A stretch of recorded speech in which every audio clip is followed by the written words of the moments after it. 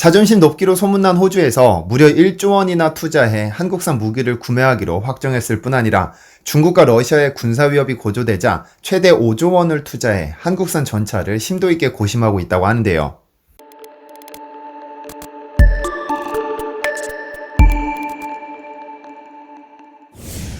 안녕하세요, 디스멘터리입니다. 한 달 전 창원의 한 공장에서 장갑차 2대가 압도적인 위용을 자랑하며 호주 멜버른으로 선적됐습니다. 이는 호주 육군이 추진 중인 장갑차 도입 사업의 결승전에서 독일의 링스와 최종 시험평가를 진행하기 위해서였는데요. 레드백이라 이름 붙인 이 전차는 호주가 전략적으로 도입하려는 무기입니다. 중국과 러시아가 쉴 새 없이 도발하는 통에 큰 스트레스를 받던 호주는 유사시에 대비하기 위해 장갑차를 비롯한 군사력 증강에 힘을 쏟고 있습니다. 이에 공개 입찰을 진행했는데 미국과 영국을 모두 제치고 한국과 독일이 결승전에서 맞붙게 됐죠. 만약 선정된다면 5조 원 규모의 계약을 체결하게 되는데 이 사업에서 승리하는 업체가 미군이 추진 중인 50조 원 규모의 브래들리 장갑차 교체 사업도 가져갈 가능성이 높습니다. 이에 한국에서는 큰 관심을 보이며 귀추에 주목하고 있습니다. 그런데 불과 이틀 전 호주에서는 엄청난 뉴스가 타전됐습니다. 10년간 고심에 고심을 거듭하던 호주 정부가 한국으로부터 K9 자주포 30문을 수입하기로 결정했다는 소식이었죠. 호주는 육군 자주포 획득 사업에서 한국의 K9 자주포를 단독 후보로 결정했는데 이는 수주했다는 뜻입니다. 경쟁자가 없다는 의미인데요. 호주로 진출해 1조 원이라는 천문학적인 금액을 수주한 것도 놀라운 일이지만 그보다 더 의미 있는 건 앞으로 수출길이 더 기대된다는 점입니다. 지난 2000년대 초반부터 호주는 육군의 현대화 프로젝트를 시작했습니다. 랜드 8116이라 명명된 이 사업은 자주포를 획득해 호주군을 현대화 부대로 업그레이드하겠다는 야심찬 계획이었는데요. 이로써 한국은 K9 1700대가 국내를 포함해 전세계 7개국에서 그 위용을 뽐내게 됐습니다. 그럼 이 K9은 도대체 어떤 무기이며 어떤 나라들이 수입하는 걸까요? 우선 자주포라는 용어는 스스로 움직이는 야전포를 의미합니다. 일반적으로 차체에 탑재되어 있죠. 자주포는 2차 세계대전 중 전차를 도와 보병을 지원하고자 개발되었는데요. 원래 전차는 포탄을 뚫고 방어벽을 허물고 보병을 적진으로 수송하기 위해 두꺼운 장갑을 장착하지만 자주포는 전차에 비해 기동성을 좀 더 중요시합니다. 즉 방어보다는 공격을 위해 만들어진 겁니다. 사실 무기 수출 분야에 있어서 한국은 미국이나 러시아, 프랑스, 독일 등보다 후발주자입니다. 워낙에 뒤늦게 개발을 시작한 탓도 있지만 무기가 있어도 사가지 않을 만큼 기술력이 발달하지 못한 이유도 있죠. 그런데 이 K9은 한국이 만든 무기 중에서 단언코 세계 최고 수준이며 세계에서 가장 사랑받는 무기 중 하나로 평가됩니다. 국제평화연구소 시프리는 전세계 자주포 시장에서 K9은 2000년부터 2017년까지 점유율이 무려 48%를 차지해 중국, 프랑스, 독일을 전부 제치며 독점에 가까운 점유율을 보인다고 평가했습니다. K9은 지난 1989년 국방과학연구소가 삼성테크윈과 공동으로 개발해 성공한 사거리 40km의 자주포인데 이는 세계에서 독일에 이은 두 번째입니다. 순수한 국산 무기인 것이죠. 자주포가 목표물을 정확하게 타격하기 위해서는 우선 좌표를 확인하고 목표물을 향해 몸통을 회전한 후에 포탄을 장전하고 발사합니다. 일반 자주포는 이런 과정에서 대략 10분가량이 소요되지만 K9의 경우는 이를 자동화시키면서 발사 시간이 획기적으로 줄어들었습니다. 1분당 8발을 발사하는 것이 가능하고 탄약 적재량이 48발에 달합니다. 타 자주포와 비교 불가 수준의 압도적인 화력이며 일반 곡사포의 3배 이상의 화력을 자랑합니다. 자동화의 마법이죠. 또한 K9에서만 가능한 특별한 기술이 있는데 TOT, 즉 타임 온 타겟 기술입니다. 이는 15초 내에 포탄 3발을 연속적으로 발사해 모든 포탄이 한 표적에 동시에 꽂히는 기술입니다. 전세계 어떤 자주포도 따라오지 못하는 독보적인 국산 기술이죠. 북한은 군사분계선 인근 땅굴에 1000여 문에 달하는 각종 포를 숨겨두고 그중 장사정포는 가장 큰 위협이 됩니다. 핵미사일, 특수전 부대와 더불어 3대 위협으로 꼽히는데요. 사거리 54km의 170mm 자주포, 사거리 60km의 240mm 방사포 등 330문의 장사정포가 수도권을 직접 겨냥하고 있죠. 이러한 장사정포의 위협에 대응하고자 우리 군은 K9을 실전 배치시켰는데 2010년 연평도 포격에서 즉각 대응사격에 나섰던 것도 바로 K9입니다. 북한은 지난 2010년 연평도에 포탄을 쏟아부었는데 비처럼 쏟아지는 포탄 속에서 불과 13분 만에 대응사격에 나섰고 당시 주한미군은 이러한 신속한 대응에 혀를 내둘렀을 정도라고 하죠. 이 타격으로 북한군이 밀집해 있던 무도진지를 거의 초토화시켰는데, 이 때문에 지난 2013년 연평도 포격 당시 연평 부대장이었던 이승도 전 해병대 사령관의 얼굴을 그려넣고 복수를 다짐하는 내용의 대남 전단 삐라를 살포하기도 했습니다. 그럼 현재 K9은 전 세계 몇 개국에나 수출됐을까요? 정확한 숫자는 현재 호주를 포함해 7개 국가에 수출됐습니다. 주요 국가 위주로 살펴보겠습니다. 우선 가장 먼저 K9을 수입한 건 터키입니다. 한국이 K9을 성공해 완성하자 터키는 이에 대해 굉장한 관심을 보였습니다. 형제의 나라라 불리는 한국이 세계 최고 성능의 자주포를 만들었으니 당연한 관심이었겠죠.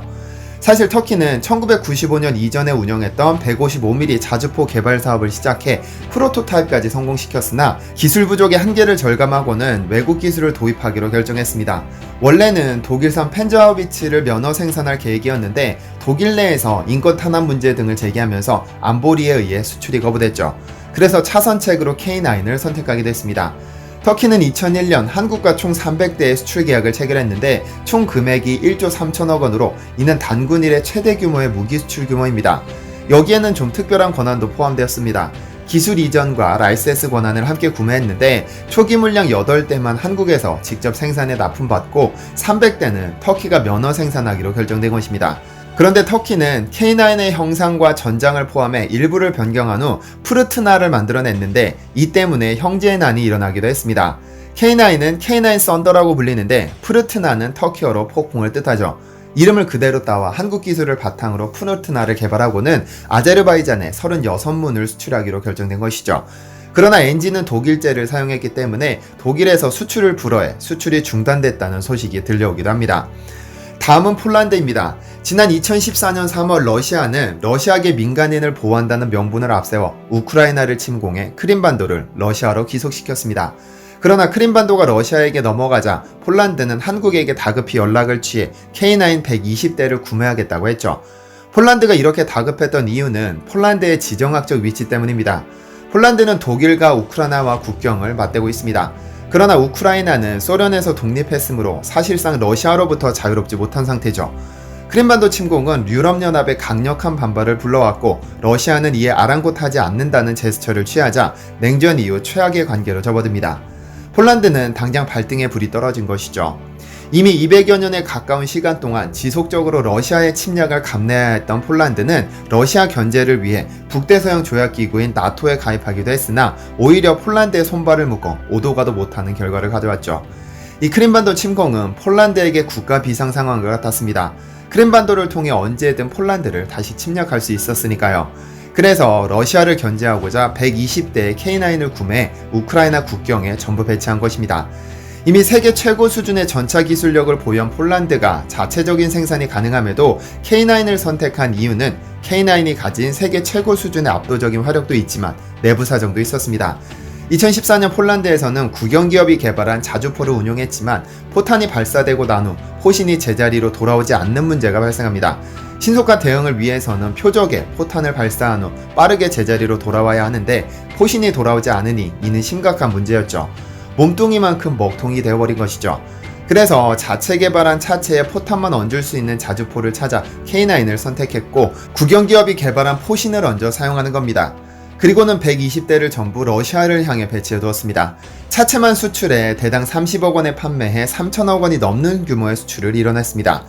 또 하나 중요한 국가는 인도입니다. 인도의 경우는 세계에서 가장 많은 무기를 수입하는 국가 중 하나이자 세계 4위의 국방력을 자랑하는 군사강국이기도 합니다. 요가와 카레의 나라라고만 알고 있던 인도는 1950년대부터 오랫동안 중국과 힘겨루기를 하고 있는데요. 특히 얼마 전 카슈미르 지역에서 중국군과 군사충돌이 일어나 20명이 사망했던 사건은 그 둘의 관계가 얼마나 치열한지 여실히 보여줍니다. 총격전이나 폭격 등의 전면전은 아니었지만 실제로 군인들 간의 전투가 벌어졌음에도 20명이 사망한 겁니다. 그러나 중국 군인이 인도 군인과 싸울 때 사용했던 무기가 공개되면서 걷잡을 수 없는 소용돌이에 휘말렸습니다.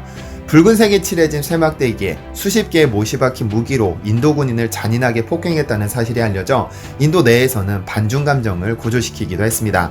오랫동안 중국과 국경 문제를 두고 다퉈오면서 인도는 스스로 군사력을 강화시켜왔고 한국산 무기를 꽤나 많이 구매하고 있는 추세입니다. K9 역시 인도의 구매 무기였죠. 2017년 인도와 한국은 K9 100대를 판매하는 구매 계약을 체결했는데 그 규모가 7,100억 원으로 결정됐습니다. 이는 인도가 개별 민간업체와 계약한 방산무기 중 최대 규모라고 하는데요. 100대 중 10대는 한국이 직접 생산해 인도하고 나머지 90대는 인도가 인도 내 공장에서 직접 생산하기로 결정됐습니다.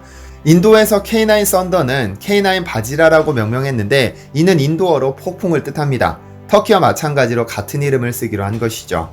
그런데 K9은 압도적인 화력도 중요했지만 사막부터 설원까지 어떠한 환경에서도 문제없이 운용할 수 있다는 사실이 참 매력적이었습니다.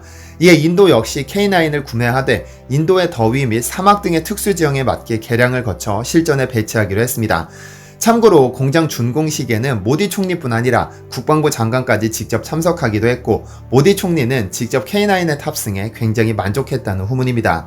인도는 원래 충분한 실전 경험을 거친 후에 실전에 배치하기로 결정했습니다만 인도에서 생산한 41문을 조기에 인도받아 실전 배치시켜버렸습니다.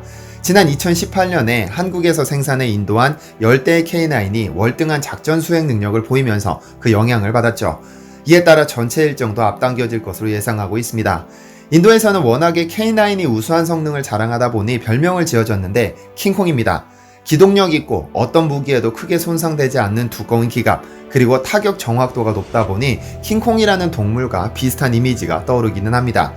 다른 이야기지만 인도는 한국에서 구매한 무기 때문에 전통적인 우방인 러시아와의 관계가 틀어질 뻔한 위기를 겪기도 했습니다.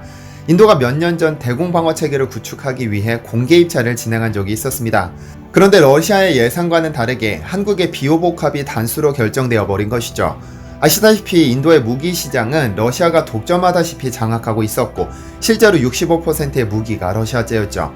그런데 대공방어체계 공개 입찰에서 한국의 하나 디펜스는 비호복합을, 러시아의 알마즈한테는 통구스카를, KBP 툴라 시스템즈는 판치르를 투입시켰는데 한화 디펜스의 비호복합이 단수 후보로 선정되어 버렸습니다. 이에 러시아 국방장관은 공개적으로 인도의 결정에 비판하기도 했고 푸틴은 인도를 압박해 다시 결정할 것을 종용하는 것으로 알려져 있습니다. 그런 이유 때문에 아직까지 발표가 지연되는 것으로 보입니다. 만약 인도에서 한국 무기로 결정한다면 그 규모는 3조 원을 뛰어넘는 초대형 규모가 됩니다. 비호복합 104대, 미사일 4,928발, 지휘용 차량 39대, 포탄 17만 2,260발, 탄약 운반 차량 97대까지 최대 3조 원에 육박합니다. 아마 성능이 월등하기 때문에 어렵지 않게 선정되지 않을까 기대하고 있습니다. 오늘 주로 살펴본 K9은 여느 한국 무기가 그렇듯 가성비가 뛰어난 것으로 인정받고 있습니다. 경쟁 상대인 펜자어비츠의 대당 가격이 약 100억 원이라는 사실을 감안했을 때 그 절반도 안 되는 40억 원이라는 가격은 충분히 매력적일 수 있을 뿐 아니라 성능 면에서도 큰 차이를 보이지 않는다면 구매하는 입장에서는 한 대 가격으로 두 대를 살 수 있으니 결코 독일제를 고집할 수 없는 것입니다. 또한 한국은 무기 수출 후발 주자인 만큼 기술 이전이나 교육 등에서도 다른 방산 선진국처럼 꺼리거나 회피하지 않고 적극적으로 임하기 때문에 후발주자의 약점을 극복할 수 있었다고 생각합니다. 어차피 드러날 기술이라면 적극적으로 수출하고 우리는 새로운 기술을 개발해 또 새로운 무기를 만들어낸다면 현재 한국은 꽤 잘하고 있는 것이 아닐까요? 시청해주셔서 감사합니다.